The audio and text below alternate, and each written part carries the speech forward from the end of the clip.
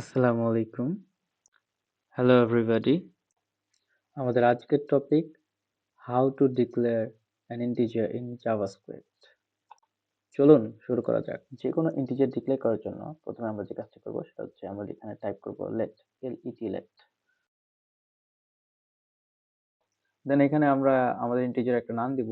আমি এখানে দিলাম মাই ইন্টিজার MYINT। দেন আমরা এখানে একটা ইকুয়াল সাইন দিব এটা বোঝানোর জন্য যে আমরা আমাদের এই ইন্টিজারের মধ্যে একটা ভ্যালু অ্যাসাইন করতেছি। সো এখন আমি ভ্যালু অ্যাসাইন করলাম 43 এন্ড দেন লাস্টে সেমিকোলন। সেমিকোলন কেন? রিজনটা নিশ্চয়ই আপনারা জানেন। এখন ভ্যালুটা যে আসলে অ্যাসাইনড হয়েছে এটা আমরা কেমনে চেক করব? সো এখন আমরা টাইপ করব console.log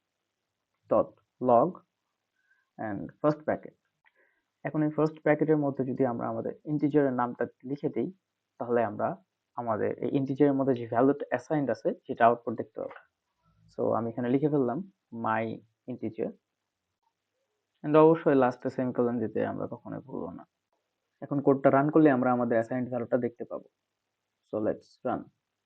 কংগ্রাচুলেশনস, ইটস 43 এন্ড সেই সাথে আপনি শিখে গেছেন কিভাবে ইন্টিজার ডিক্লেয়ার করতে হয় জাভাস্ক্রিপ্টে। So now let's try yourself. Best of lakh.